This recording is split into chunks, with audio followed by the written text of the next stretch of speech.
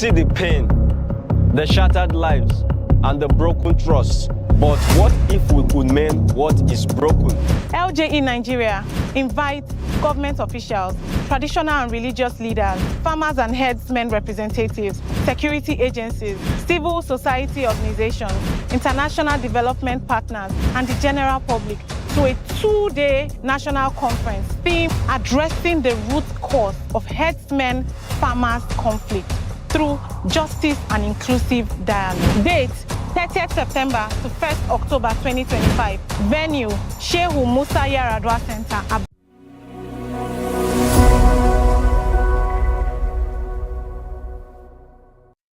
On Trendz this morning, on Natasha's return, Senate resumes office after 6-month suspension. A charitable cause, First Lady Oluremi Tinubu raises over 20 billion naira for National Library. An economic maneuver, CBN reduces interest rate to 27%.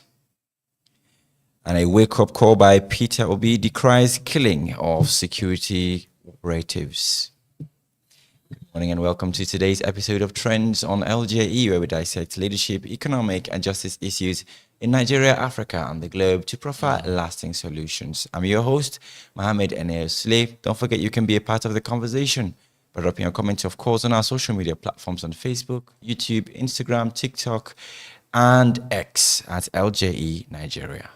Trends continues after the break where I introduce my panels. Do stay. What are we saying?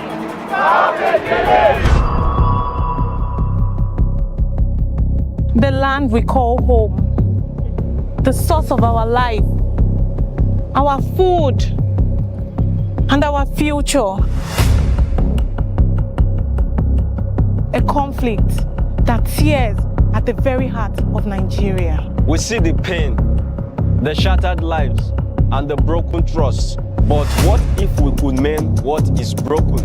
LJE Nigeria invites government officials, traditional and religious leaders, farmers and herdsmen representatives, security agencies, civil society organizations, international development partners, and the general public to a 2-day national conference themed Securing Nigeria's Future, addressing the root cause of herdsmen-farmers conflict through justice and inclusive dialogue. Date 30th September to 1st October 2025. Venue Shehu Musa Yaradua Center, Abuja, Nigeria. Join us as we address the root causes of this conflict through inclusive dialogue. We will not just talk. We will listen. We will not just debate. We will seek to understand. Together, we will find solutions.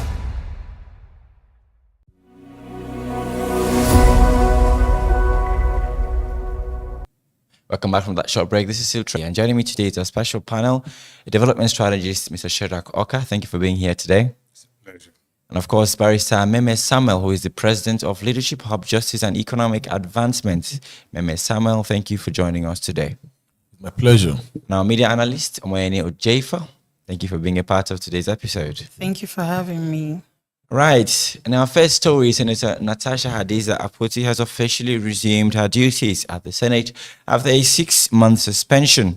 Her return follows a protracted... I'll take that again. Senator Natasha Akpoti has officially resumed her duties at the Senate after a 6-month suspension. Her return follows a protracted legal and political battle with the Senate leadership. On Tuesday, her office at the National Assembly complex was unsealed, and she was seen talking to her I'll take that again. On Tuesday, her office at the National Assembly complex was unsealed, and she was seen taking her seat, marking the end of a suspension that began in March. Akpoti-Uduaghan, however, has stated that she has no apologies to make and that the battle has just begun.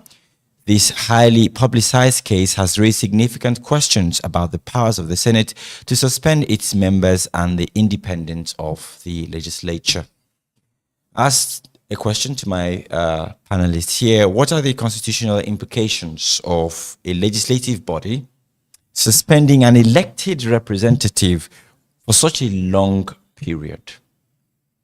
Well, the implications are an open wound. It's there because every institution, everybody has law, bylaws guiding them, and I think the Senate is not different. They have rules and laws guiding them. However, those norms, those rules and laws and regulations are not ahead of the Constitution, which is the ground norm of the land.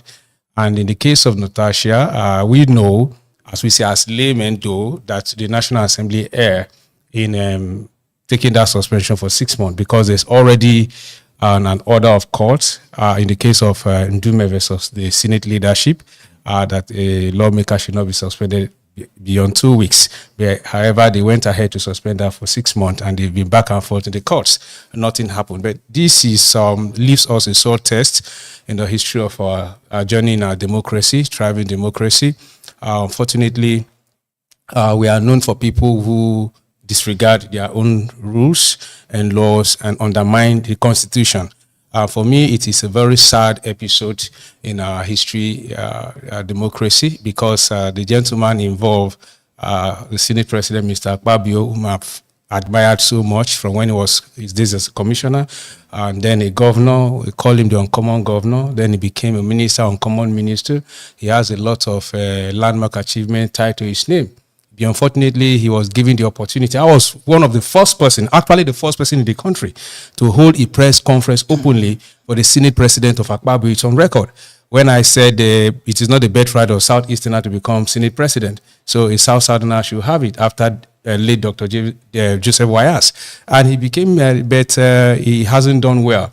Because no matter his performance, this is like the climax. They put the Senate institution or the National Assembly as an institution into mockery in the daylights outside the shores of even the country, because Natasha took the fight outside Nigeria. It was a disgrace of a nation. For people who think it's about Akpabio and Natasha, they should rethink. Mr. President, this is also his administration. It will go down in the history, chronicling the history of this administration, that such an episode happened where they flagrantly disobeyed the court orders and then they, seem to elevate personal ego over and above what is happening. For Natasha, I think her resumption, she said, is the beginning of another episode. Nigerians are tired of the drama. Let them allow her do her constitutional job. It is now not, it is beyond North Central, actually, Kogi Central, as the case is. It's a Nigerian thing. Once you are elected and you are inaugurated as a senator or a lawmaker, it is now a Nigerian thing. This is not taking us anywhere. It is bad enough that they have abused the law for suspending her for 6 months. So we pray it should be up and over as they resume next week or so. Thank you very much. Barrister, still on the implications. She's been away for 6 months. This leaves a loophole for the responsibility she's supposed to carry out for her constituency. What's the effect of staying for so long on what she's supposed to be there to do and her people, to be precise? Unfortunately, the National Assembly, the Senate, is a lawmaking arm of government. Unfortunately, we find ourselves in this situation. Natasha has said in her remark that she had never stopped representing her people, even in the midst of what many of us perceive to be legal suspension. But now she's back on duty. We expect her to do more for our people, and she should put what has happened behind her and focus on the representation of her people. That's for me, and I think this is necessary, very much important for us as a people. And for a Senate President, we should always exercise our power, knowing that power is transient. He is definitely not going to occupy that position forever. We said clearly, and I said it, that the suspension was illegal from ab initio. You cannot suspend an elected representative of a people for 6 months, even in the midst of court order, that she should continue with her function. And even when you look at the details of her suspension, which also said that she should not be seen around the National Assembly. At least she's a Nigerian. Every Nigerian should have access to public institutions. She has not committed any crime. She has not been seen to have committed one. But we have to move on as a people, most importantly. Right. Thank you very much. Over to you, Moyeni Ojoy, for in the presence of all these, do you think Natasha Akpoti would have that confidence that like she used to have in terms of voicing out the will of her people? Definitely, she will. This is the right time for her to fight. She went through the 6 month suspension with the support of, excuse me, with a lot of people supporting her.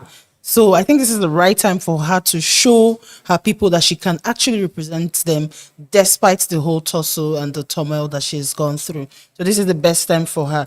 She's been sidelined for 6 months, and then her people needs to be represented. There's a lot she has to do that has not been done while she was suspended. So this is the right time for her to fight back, push, and represent her people the way she should. Thank you very much. In our next story, in a unique fundraising effort, First Lady Oluremi Tinubu announced that her birthday fundraiser has generated over 20 billion naira for the completion of the National Library project. She clarified that the initiative is not politically motivated, but driven by a sense of duty and patriotism.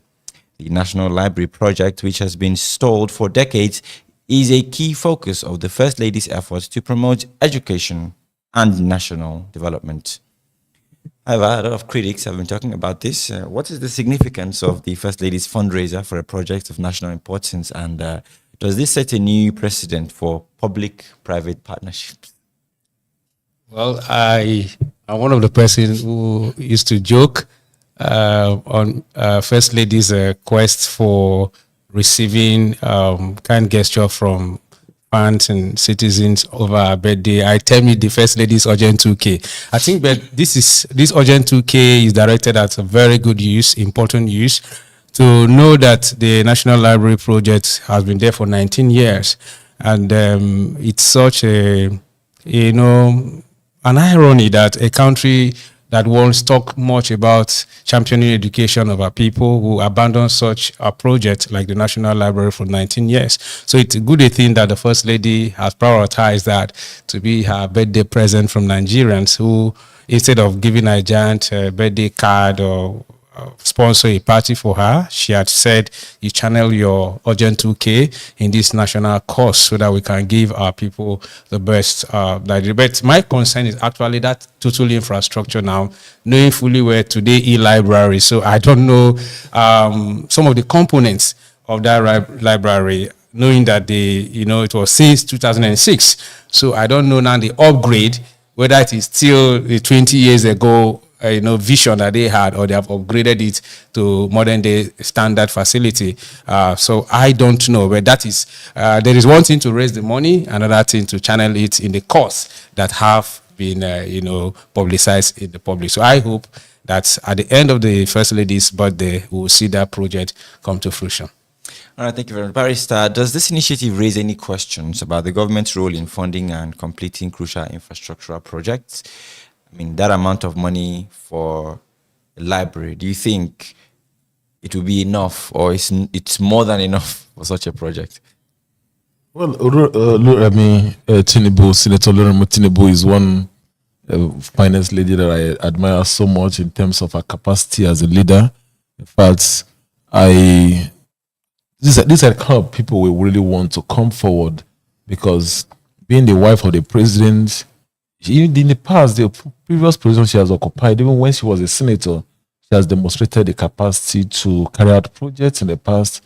And this one is a very welcome development that she's able to raise this kind of fund.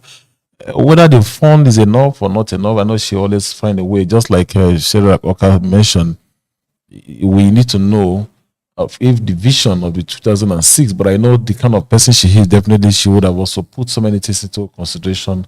Would also have access to e-library, and such a library, if it's going to be like e-library and also the physical one can also walk in to have access to books.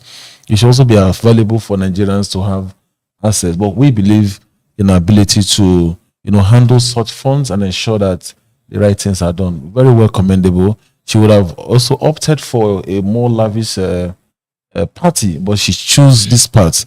Quite commendable. We commend what she's doing. Right. Thank you very much, Omoyeni, for looking at the readership of this current generation of Gen Zs and millennials.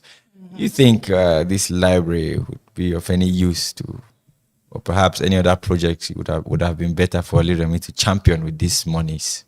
No, I feel it's a good cause, like the president has said and Mr. Shadrack has said, it's a good cause. For Gen Z, I know a lot of them don't read. Like I've seen on social media, people are saying, will they complete this project? They just want to siphon funds. They just want to embezzle money. It's a way to, eat our funds. But then it's a good one. I feel like since there'll be e-library, maybe people would pick up reading as part of their hobbies. But it's a good one from the president's wife. All right, thank you very much. In our next story, a significant move to stimulate the economy, the Central Bank of Nigeria, CBN, has reduced its monetary policy rate by 50 basis points, bringing it down to 27%. This is the first interest rate cut in several years and signals a shift in the CBN's monetary policy from a focus on controlling inflation to one of supporting economic growth. The decision was made at the 302 Monetary Policy Committee MPC meeting with the CBN Governor Olayemi Cardoso citing a consistent decline in inflation as the reason for the policy change. Right. This interest rate has dropped. How will this interest rate cut impact the economy? And what does it mean for businesses and individuals seeking loans?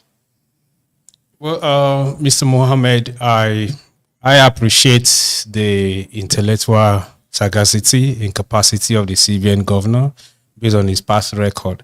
But I have a fundamental problem when people theorize such gestures coming from our experts. I watch, and I think it was AIT many years ago in 2004, in 2009 or so, one Honorable Oyibo Eseme or so, House of Rep, appeared on a program in television with a professor of political science, and they were debating politics. At the time, the honorable member went back to school to do master's or PhD in political science. While they were debating, right there, the professor said, "I keep quiet. I am your professor. I'm your supervisor." He said, "Ma'am, what you teach us in the classroom is different from what we practice here, the practical. I am talking as an authority because I'm a practicing politician, that those theories do not apply in the physical." So this reminds me exactly when these people want us to clap hands because you reduce your monetary policy by 27%. And the craziest part is that they always measure their progress with the successive administration they took over from Muhammadu Buhari. That is not the best thing to do. In this case, it was 2023. So when you cut down interest rate from 2023 and you want us to rejoice, it doesn't make sense. Exchange rate as at 2023 was 400 naira. Now you have it at 1,500. How many percentage increase? So it is not the same. The impact will never be felt. We need a major shake-up with our monetary policies. Beyond that, how does this translate to enhancing livelihood of the people, of the common man? So if you take that even afar, from 8 years ago or 10 years ago, where we have the Jonathan administration, where exchange rate is about less than 200 naira. So at night is 1,500 naira. You describe that we have not made any progress. So we appreciate what they are doing in terms of theories, but I want them to look inward. There are several other windows they can shut. There are several other loopholes they can block, and so that the people will really feel this economic impact. But as for now, it makes little or no sense. I can tell you that because we are the people, the commoners here, still feel the blow. There is no change at all. All right, so what's the long-term effect, Barrister, of this particular drop in the interest rate? For me, I'm not really seeing any major impact because I personally believe that this current administration, in terms of both the monetary policies and the economic policies they're bringing forward to Nigerians, is actually making no sense to me. Because we must begin to see the real impact and not paperwork presentations they're making. We want to see a situation whereby the government will begin to look into the critical aspect of our economy, such as agriculture, the manufacturing sectors, the real-time issues, not paperwork that bringing. We want the government to begin to look at the possibility of restricting movement of cattle in Nigeria so that we can have viable agricultural sector in this country. Not this paperwork that the CBN governor is bringing. This, for me, it doesn't make any sense to me. All right. Thank you very much. In our final story, former Labour Party presidential candidate Peter Obi has expressed deep concern over the recurring killings of security operatives across the country. In a statement, he described the deaths as a wake-up call for Nigerian leaders to better equip and motivate security personnel. He emphasized that the sacrifices of these officers must not be taken for granted and that the government has a responsibility to protect its uniformed men and women.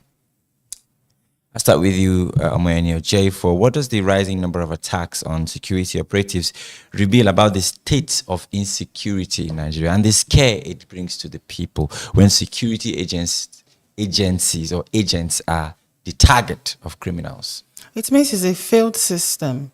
Right. The number one job of the president of the country is to protect lives and property of the people. So when you cannot do this, people are threatened. Lives of people are in jeopardy. Now our security agents are being targeted. How would they protect the people when they themselves that are supposed to protect us are being targeted? It means the system has failed us. There is a problem. There's something we need to address. We need to get to the root cause of this because it's something that is recent. It's been recent. The recent happenings, it keeps happening and happening in different states. Security, I think they're focusing on our security agents now. And so trying to cripple our security agents, it means the people are not safe. Where do we run to at this point? Okay, over to you, President. What are the measures that can we take, to improve the welfare, equipment of these security forces to prevent such tragic incidents? How can we identify the root causes of some of these clashes, and how can we protect our security agencies? You don't need to go too far. The reason for insecurity is poverty, lack of social amenities. When people are hungry, there is no opportunity for them to work. Only very few people are working in this country. I understand that this has to do with personal knowledge, to thrive. Some of us have decided to work, and in any way, whatever we find ourselves in this country, we must do what we need to do. But there are some other persons within the system, within the country, some citizens who cannot really think so much for themselves. Just the same way you have other developed countries, the system must provide an enabling environment for everyone to thrive. I'm saying this from the point that if you go to many communities in this country, there is no electricity, there is no road, there is no basic infrastructure, and you still see politicians living large. So many young people, whether you I listened to an interview yesterday when a legislator was saying that some of these people coming into their state are coming from Zamfara, coming from Yobe, coming from this and down. And are they not supposed to come in from different parts of the country? Are we not Nigerians? We are Nigerians. So whether I am living Abuja to Zamfara or living from Zamfara to Enugu, if the system is able to cater for everyone, make social amenities available, create jobs, let the politicians sacrifice what they are taking from the system. Let them bring it back to the system. You will see that many people will be happy. The environment will be viable. People are hungry. People are hungry. So, if you provide all the guns, somehow, the security agencies in this country can tell you, to the best of their ability, they are doing well.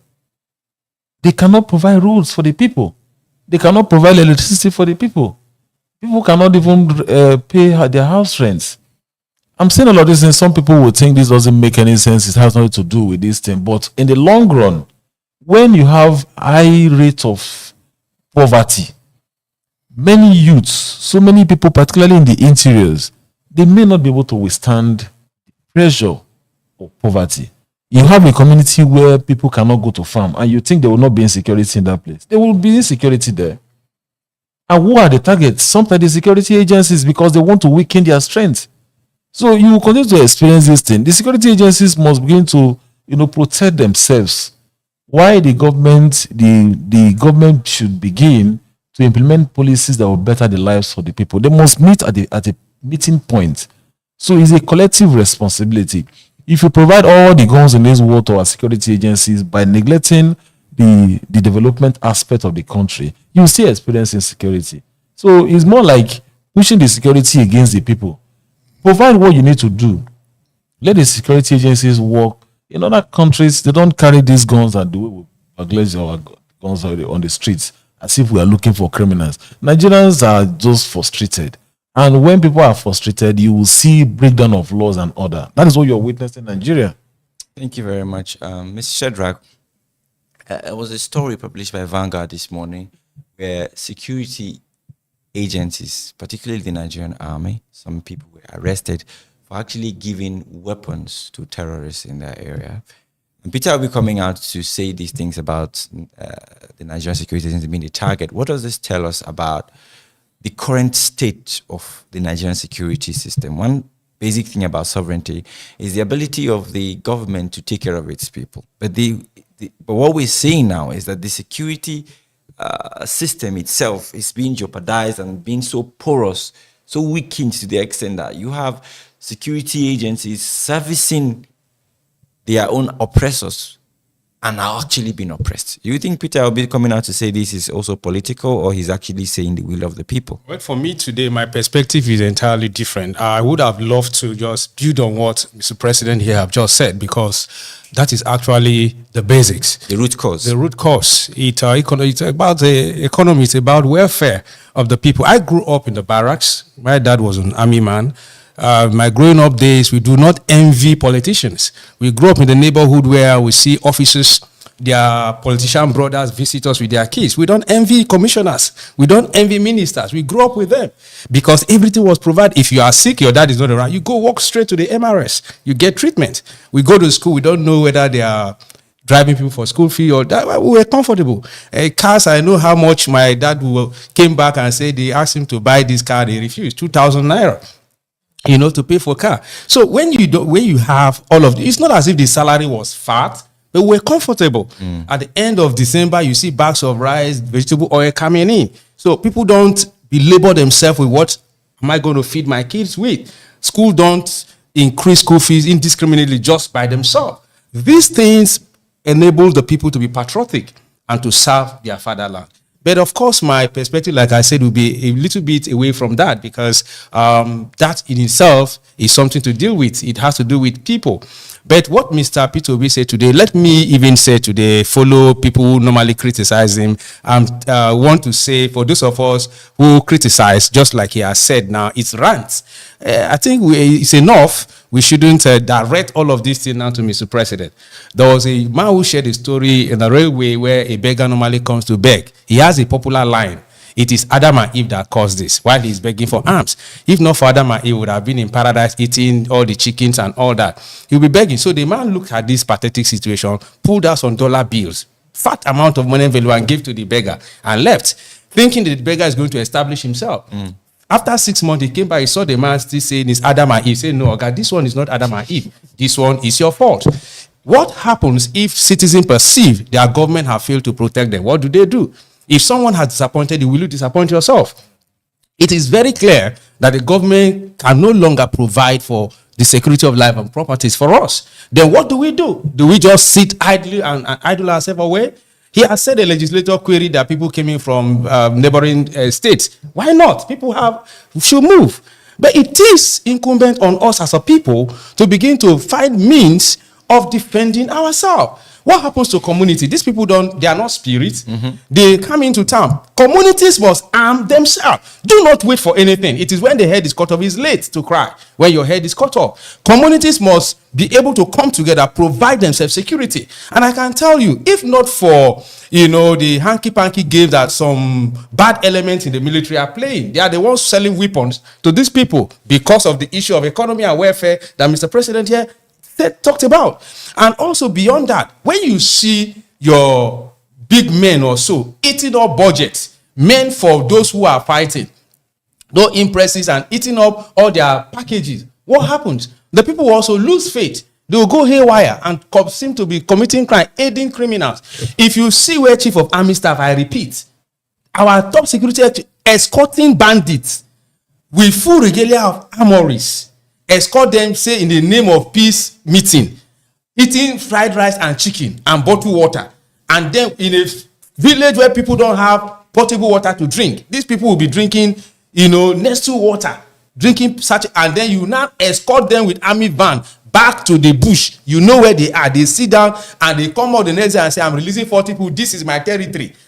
You are emboldening insecurity. You are emboldening criminals. You are even making the people to lose their morale. So these are the issues. We should not be looking for prophets to tell us the reason why we are suffering, the reason for insecurity in Nigeria. This is the reason. And I can tell you, I repeat, the other time I said, for me, if you ask me in a word, government is responsible for insecurity in the country. If you fail to take the right action, of course, the reverse is the answer. You are aiding insecurity. So our government, this is it. The people must not be helpless. They must not be helpless. We must sit back and take our destiny in our hands by arming ourselves to secure our communities. Thank you very much. Of course, you have to protect yourself before the government protects you. Thank you so much, our development strategist, Mr. Shedrack Oka. And of course, our president, Barrister Meme Samuel. Thank you so much. And thank you for having Jennifer, thank you so much for your contributions. We've come to the end of today's episode of Trends. Let's have a look at our top stories. We told you about Natasha's return. The senator resumes office after 6 months suspension. And on a charitable cause, the First Lady Oluremi Tinubu raises over 20 billion naira for National Library. And for an economic maneuver, CBN reduces interest rate to 27%. A wake-up call, Peter Obi decries killing of security operatives. Don't forget you can be a part of the LJE National Conference by visiting our website on www.ljenigeria.org/con2025, where we shall be identifying the root cause of farmer-herder clashes in Nigeria. Don't forget you can be a part of the next episode on Friday, same time, 10 a.m. on LJE, YouTube, Facebook, and Instagram. My name is Mohammed Ene Sule saying stay safe and see you on Friday. Bye for now.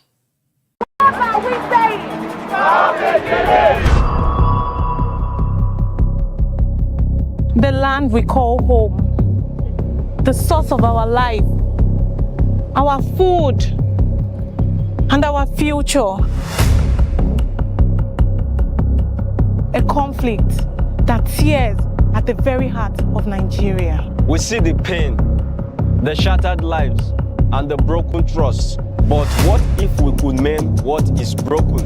LJE Nigeria invites government officials, traditional and religious leaders, farmers and herdsmen representatives, security agencies, civil society organizations, international development partners, and the general public to a 2-day national conference themed Securing Nigeria's Future, addressing the root cause of herdsmen-farmers conflict through justice and inclusive dialogue. Date, 30th September to 1st October 2025. Venue, Shehu Musa Yaradua Center, Abuja, Nigeria. Join us as we address the root causes of this conflict through inclusive dialogue. We will not just talk. We will listen. We will not just debate. We will seek to understand. Together, we will find solutions.